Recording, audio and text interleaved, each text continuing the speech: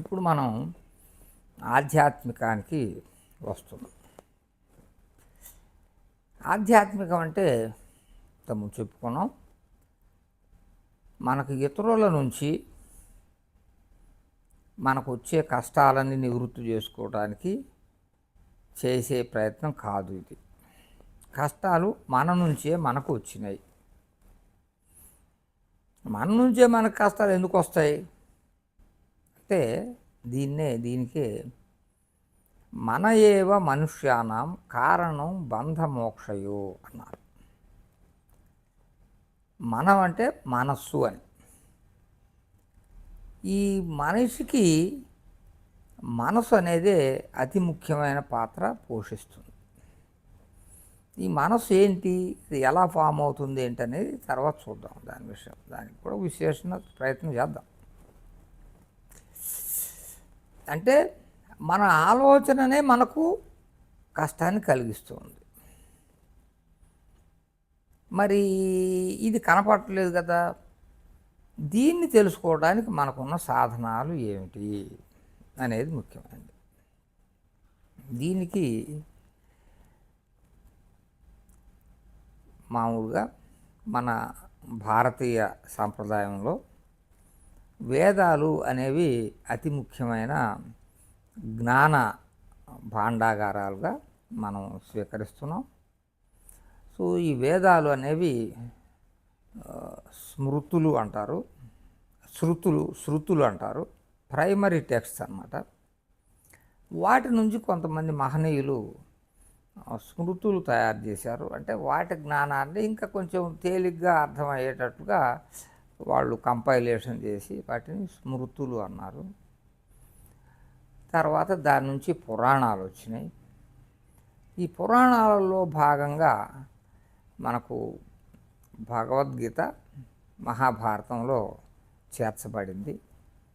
అట్లాగే రామాయణంలో వశిష్ఠ గీత అనేది కూడా ఉంది. అది చాలా పెద్దది కాబట్టి మామూలు రామాయణంలో దాన్ని కలపలేదు. రామాయణ గ్రంథం కంటే వశిష్ఠ రామాయణం అంటే ఈ నాలెడ్జి సోర్సు అది 20,000 అయితే 24,000 ఎంతో ఉన్నాయి కనుక దాన్ని రామాయణంలో ఒక భాగంగా కాకుండా విడగొట్టి వశిష్ఠ రామాయణం అని వశిష్ఠ గీత రామ సంవాదం కింద తీసుకొచ్చింది. సో ఇక్కడ మనకు వేదాలలో కూడా జ్ఞానానికి సంబంధించి ఉపనిషత్తులు అని అన్నారు. వీటి నుంచి ఉపనిషత్తులు కూడా ప్రైమరీ టెక్స్ట్సే. తర్వాత బ్రహ్మసూత్రాలు అని బాదరాయణుడు అనే ఒక ఋషి వాటిల్లో ఒక ఫార్ములాలు, ఇవన్నీ కూడా స్మృతులు అనేవి ఫార్ములాల కింద అన్ని మొత్తం చదవలేరు, దానికి వాస్ట్ కోర్సు కాబట్టి వాటిని ఒక బుల్లెట్ పాయింట్స్ లాగా తీసుకొచ్చినవి బ్రహ్మసూత్రాలు. తర్వాత భగవద్గీత. ఈ ఉపనిషత్తులు అనేవి వేదాలలో ఉన్నటువంటి యొక్క జ్ఞానపరమైన విషయాలు, వాటి నుంచి ఏర్పాటు చేయబడ్డ బ్రహ్మసూత్రాలు. ఇవి కూడా అందరికీ కష్టంగా ఉన్నాయి అనే దానిలో భగవద్గీతని భారతంలో తీసుకొచ్చారు. ఈ 3 ఉపనిషత్తులు, బ్రహ్మసూత్రాలు, భగవద్గీత, ఈ 3టిని ప్రస్థానత్రయము అంటారు.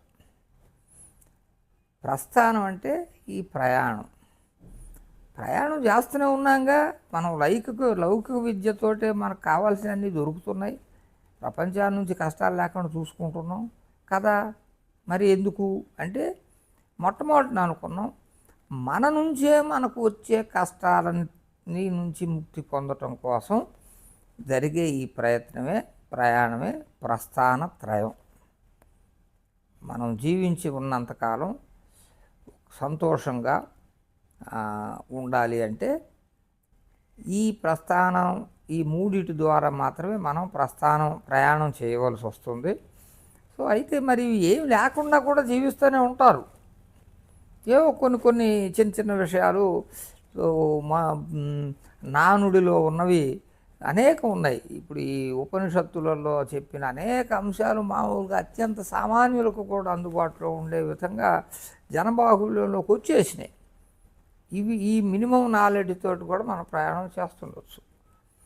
కానీ మరి అట్లా కాదు, నాకు పూర్తి స్వాంతన పొందాలి, నా గురించి నాకు మరి ఈ జరుగుతున్న విషయాలని నేను ఎన్ని ప్రయత్నాలు చేసినా కూడా నేను దాన్ని ఏకీభవించలేకపోతున్నాను, నాకు అది కష్టాన్ని కలిగిస్తుంది, నాకు నిద్ర పట్టడం లేదు, నా ఆరోగ్యానికి అది దోహదకరంగా ఉండటం లేదు, ఆరోగ్యం దెబ్బతింటున్నది.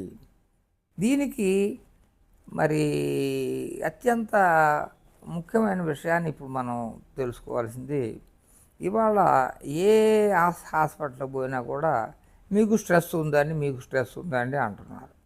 వాళ్ళు కూడా, ఆ డాక్టర్ కూడా ఏదో స్ట్రెస్ ఉందంటే ఏం ఉందని ఎట్ట చెబుతాము, దానికి కొలత లేదు.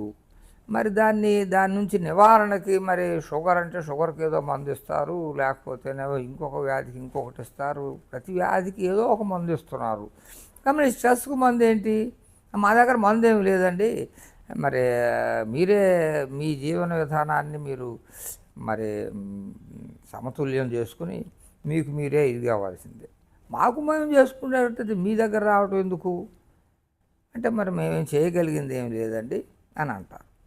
ఇది ఇంకా కొంచెం ఒక స్టేజ్ దాటిన తర్వాత మనకు కొంచెం సెడేటివ్స్ నిద్ర పట్టడానికి, లేకపోతేనేమో ఆ తీవ్రత తగ్గించడానికి కొన్ని మందుల్ని ఇస్తారు, అట్లాగే కొన్ని ఎక్సర్సైజెస్ అవి చెప్తారు. దాన్నే సైకాలజీ అంటారు. సైకియాట్రిస్ట్ దగ్గరికి వెళ్ళి మరి కొంత స్వాంతన పొందటానికి మనం సైకియాట్రిస్ట్ అనడంతో అదేదో వీడికి పిచ్చి పెట్టింది అనేది కాదండి. సో మనల్ని మనం అన్నీ ఉన్నా కూడా నియంత్రించుకోలేకపోతున్నాం. ఎంత కాదన్నా కూడా పక్కన జరుగుతున్న విషయాలు మనల్ని ఇబ్బంది పెడుతున్నాయి. భౌతికంగా ఇబ్బంది పెట్టట్లేదు, మానసికంగా పెడుతున్న ఇబ్బంది. భౌతికంగా మనకు కావలసిన ఆహార ద్రవ్యాలన్నిటిని మనం ప్రొక్యూర్ చేసుకుంటున్నాం. మనం నివాసం ఉండటానికి గృహాల్లో ఉపకరణాలు అన్నీ చేసుకుంటున్నాం. ఇంకంతమించి మనకేం అక్కర్లేదు. ఏ జీవికైనా మిగతా జంతువులకు కూడా దానికి ఉండటానికి ఒక వసతి, దానికి తినటానికి ఒక తిండి, ఆటోమేటిక్గా నిద్ర వస్తుంది, నిద్రపోతున్నాయి, మళ్ళా పొద్దున్న లేచి చేస్తుంది. కానీ మనకు అక్కడ ఆగటం లేదు. ఎందుకని ఆగట్లేదు, మనకు ఈ మనస్సు అనేది మనల్ని ఇబ్బంది పెడతాం. వాటికి మనసు లేదు. కాకపోతే జ్ఞానం, లిమిటెడ్ జ్ఞానం తప్పనిసరిగా ప్రతి జీవికి ఉంది, ఉండకపోతే అవి కూడా జీవించలేవు. విశ్లేషణ సామర్థ్యం లేకపోవటం మూలంగానే మానవుడి కంటే అత్యంత బలంగా ఉన్న అనేక జంతువులు కాలగర్భంలో డైనోసార్స్ లాంటివి ఎంతో శక్తివంతమైనవి, హ్యూజ్ బాడీస్, అవి పోయినాయి. ఎందుకంటే వాటికి జ్ఞానం లేదు. ఎలా జీవించాలి అనే దానికి ఈ జ్ఞానం అత్యవసరం కాబట్టి అది లేకపోతే కనుమరుగు అయిపోయినాయి. ఇప్పుడు మరి ఈ ఆధ్యాత్మికం ప్రయాణం మన ప్రస్థానత్రయం అనుకున్నాము. ఇది మనం లౌకిక విద్య అందరూ కూడా మనం ఎలిమెంటరీ నుంచి తీసుకుంటే ఒక 17 సంవత్సరాలలో ఇప్పుడు వచ్చిన కేజీఎల్ను వదిలేస్తే 1వ క్లాస్ నుంచి 17 సంవత్సరాలలో పోస్ట్ గ్రాడ్యుయేషన్ వరకు పూర్తి చేయవచ్చు. 5 సంవత్సరాలు ప్రాథమికం, ఇంకొక 5 సంవత్సరాలు హై స్కూలు, 2 సంవత్సరాలు ఇంటర్మీడియట్, 3 సంవత్సరాలు డిగ్రీ, ఇంకో 2 సంవత్సరాలు పీజీ. 17 సంవత్సరాలలో మనం పోస్ట్ గ్రాడ్యుయేషన్ వరకు అయిపోతుంది. ఇంకా ఆ తర్వాత ఏదో రీసెర్చి, ఎంఫిల్ అటువంటి అంటే అది వేరే, అది కానీ నార్మల్గా ఇప్పుడు ఇంజనీరింగ్ వచ్చింది కాబట్టి ఇంజనీరింగ్ ఇంకొక సంవత్సరం కలిపితే 17 నుంచి 18 సంవత్సరాలలో అది ముగిసిపోతుంది. మిగతావి ప్రాక్టికల్ నాలెడ్జ్ కోసం అప్డేట్స్, ఎప్పటికప్పుడు కొత్తగా వస్తున్న వాటిని తెలుసుకోవడానికి ఆల్రెడీ ఉన్న జ్ఞానంతో నెక్స్ట్ లెవెల్ కాబట్టి మనం ఆ జ్ఞానాన్ని పూర్తిగా కోల్పోకుండా ఉంటే నెక్స్ట్ తెలుసుకునే అవకాశం ఉంటుంది. కానీ చాలామంది ఆ లౌకిక విద్యను కూడా పూర్తిగా కోల్పోతున్నారు సరిగా వాడకపోవటం మూలంగా. సో అది అక్కడితో అయిపోతుంది, దాని సబ్జెక్ట్ లిమిటెడ్ ఉంది. కానీ ఆధ్యాత్మిక విద్యకి ఒక జీవితం అంతా చదువుతూ ఉన్నా నేర్చుకుంటా ఉన్నా కూడా ఇంకొకటి ఉండనే ఉంది అనేది ఒకటి మనం అంగీకరించాల్సింది. దీనికి చాలా వ్యాస్ట్నెస్ ఉంది. అయితే సబ్జెక్ట్ వ్యాస్ట్ లేదు, తెలుసుకోవాలనే అంటే దాన్ని సరిగా పట్టుకోలేనప్పుడు ఇంకొకటి పోతే అనంతంగా ఉన్నాయి. కానీ దాన్ని ప్రాపర్గా పట్టుకోగలిగిన వాడికి అత్యంత సూక్ష్మమైనది. ఏ రమణ మహర్షి గారు లేకపోతేనేమో మరి రమణ ఏం చదివాడు, ఆయన ఏం పెద్ద చదివింది ఏమి చెప్పరు కదా.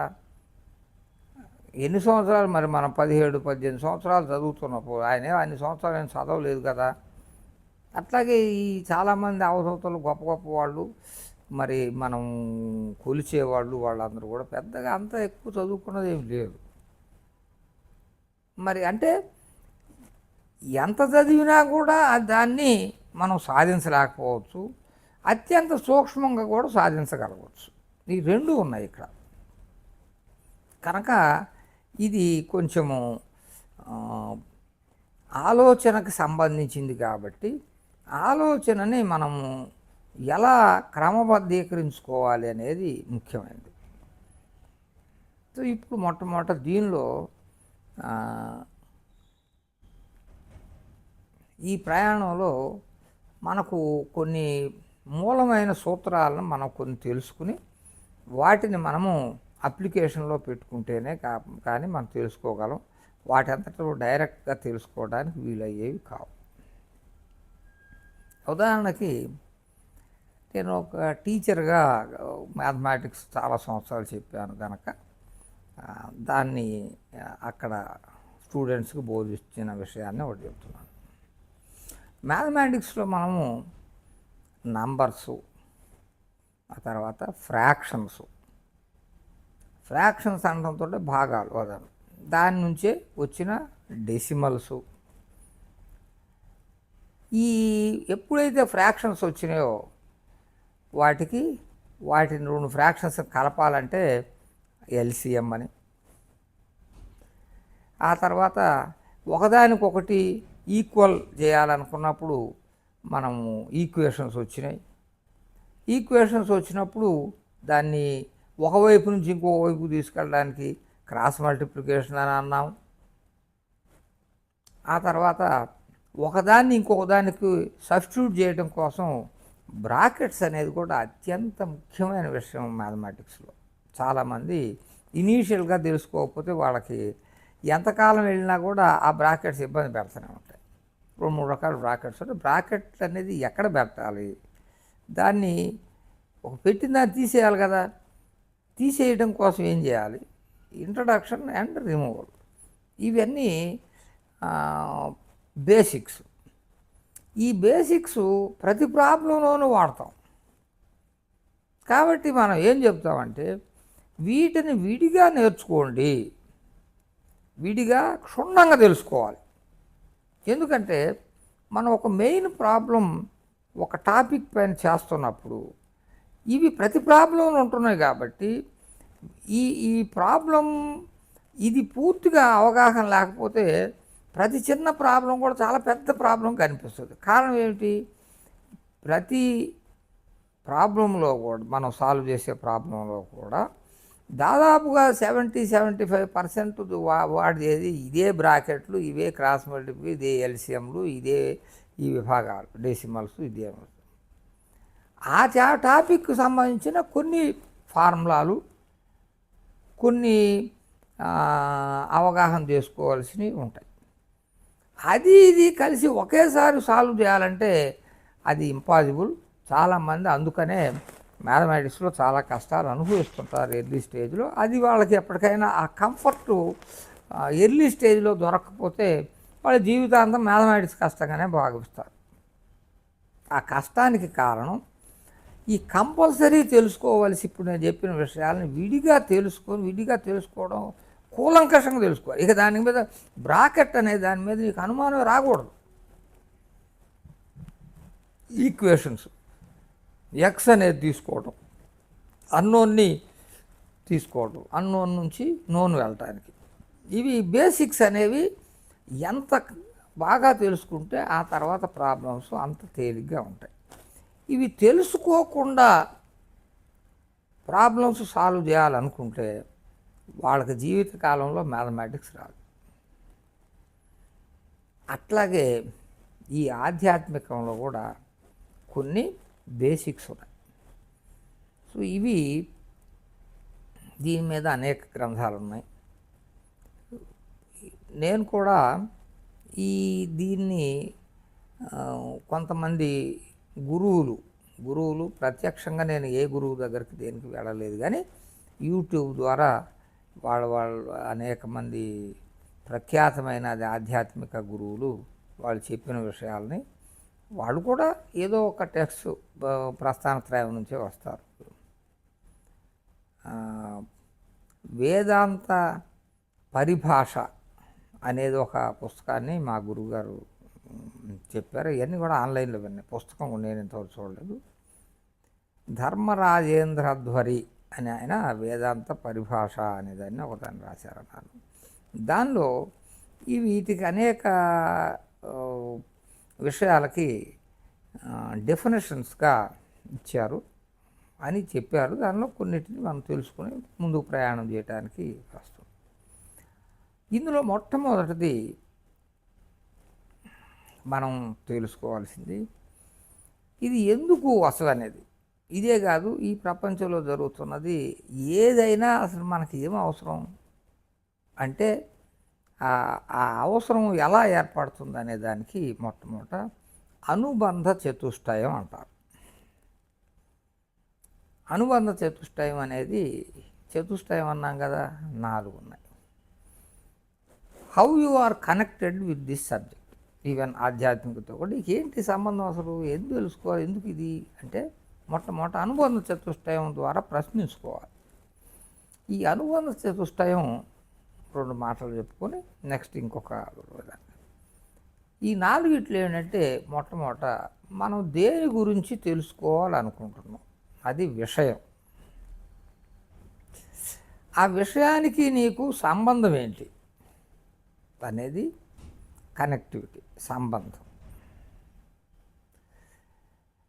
దానికి నీవు తెలుసుకోవడానికి నీకు ఉన్నటువంటి యొక్క వనరులు ఏమిటి, విషయము, సంబంధము, తర్వాత దాని నుంచి మనకు కలిగే లాభం ఏమిటి. ఈ 4 విషయము, సంబంధము, దాని ఒక ప్రయోజనము, ఇవి మనకు వాడేటటువంటి యొక్క మార్గానికి సంబంధించిన టెక్స్ట్. ఇవి మూడోది. ఈ విషయం అనేది ఆధ్యాత్మిక విషయం, ఇది సబ్జెక్టు. సంబంధం అంటే ఇవి మానవుడు జ్ఞానం ద్వారా మాత్రమే తెలుసుకునే కదా, మనిషికి సంబంధించినవే ఇవి. అయితే నాకు ఎందుకు సంబంధం కలిగి ఉంది, నేను కొన్ని కష్టాలను అనుభవిస్తున్నాను, ఆ కష్టాలకి నాకు వేరే ఏ వనరు కూడా నా కష్టాన్ని తీర్చలేకపోతున్నాయి, కాబట్టి ఇది ఇంకొక వనరుకి నేను ప్రయత్నం చేస్తాను అన్నప్పుడే నాకు సంబంధం. నేను ఏదో ఒక బ్యాంకు ఉద్యోగం చేస్తున్నాను, నాకు ఇంజనీరింగ్ అవసరం లేదు కదా, అది ఇంజనీరింగ్ ఒక సబ్జెక్టే, కానీ నేను ఇంజనీరింగ్ని ఎందుకు చదవట్లేదు, నాకు అవసరం లేదు అది. అదే నేను ఇంజనీరింగ్ చదివి లేకపోతే నేను దానికి సత్సంబంధమైన ఉద్యోగం చేస్తున్నా అది తెలుసుకునేవాడిని. అట్లాగే ఇంకొక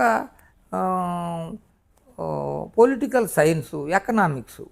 సో నేను చేసేది నా జీవితానికి అవసరమైన మేరకు ఎకనామిక్సే నేను ఇది అవుతాను, కానీ ఎకనామిక్స్ అనేది అత్యంత వ్యాస అని నేను తెలుసుకోవట్లే, ఎందుకు నాకు అవసరం లేదు అది. కానీ ఇక్కడ ఎందుకు అవసరం,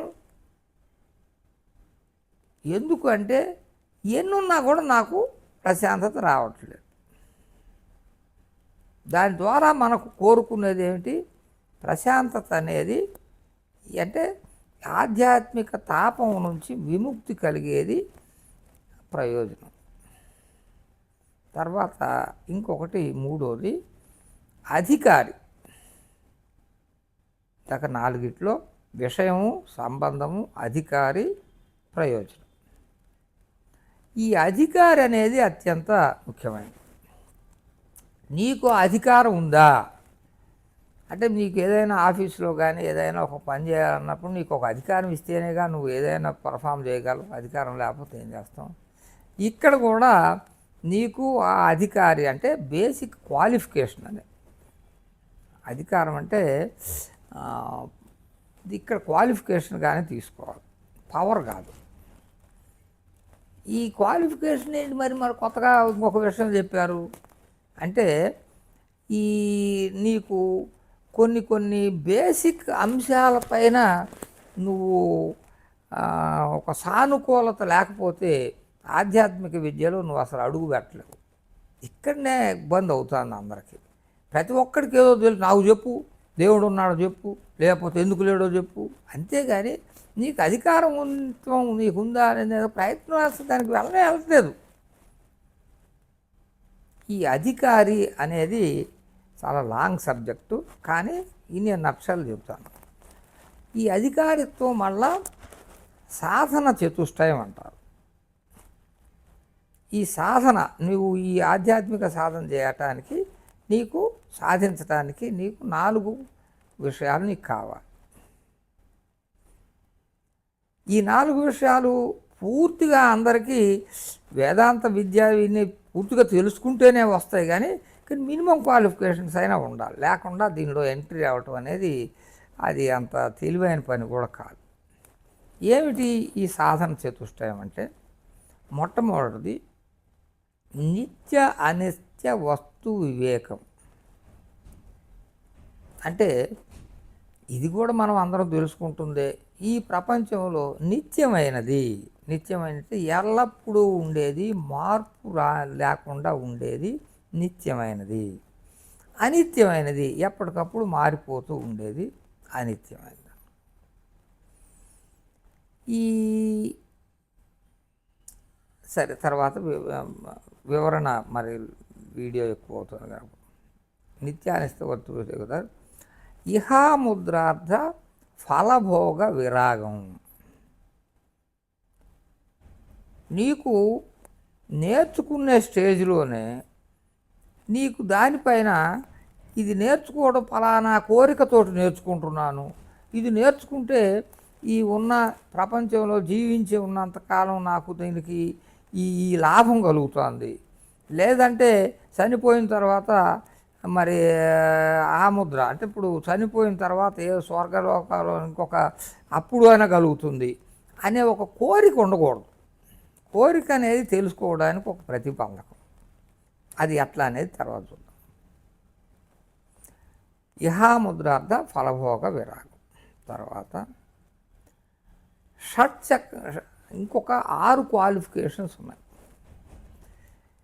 శమదమాది షట్కం. శమము, దమము, ఉపరతి, తితిక్ష, శ్రద్ధ, సమాధానం అని 6 విషయాలు ఉన్నాయి. ఈ 6 విషయాలు మనసుకు సంబంధించినవి. శమదమాది షట్క సంపత్తి అంటాం. ఈ సంపత్తిని మనం పొందాలి. ఇది చాలా పెద్ద విషయం. శమం ఏమిటి, దమం ఏమిటి అని తెలుసుకుందాం. వద్దాం. తర్వాత ముముక్షుత్వం. ఏదైతే మనం తెలుసుకోగోరుతున్నామో దాని మీద దృఢమైన దీక్ష ఉండాలి. ఇందులో మామూలుగా ఏంటంటే మోక్షం అనేది మరి మానవుడికి ఉన్నటువంటి యొక్క అతి ముఖ్యమైనటువంటి యొక్క 4 విషయాలు మనం చెబుతాం కదా. ధర్మ, అర్థ, కామ, మోక్షంలో మోక్షం అనేది అత్యంత ఉత్కృష్టమైనది, ఫైనల్ కాబట్టి దాన్ని మనం చేరుకోవటమే అంటున్నాం. కాబట్టి మోక్షం కావాలనే దానికి ఒక బలమైన కోరిక, ముముక్షుత్వం. ఇంక నాకు ఇంక వేరేది కనపడకూడదు, అదే కనపడాలి అన్నట్టుగా ముముక్షుత్వం కూడా కావాలి. ఈ 4 సాధన చతుష్టయం కిందకు వస్తాయి. ఈ తర్వాత నెక్స్ట్ చూద్దాం.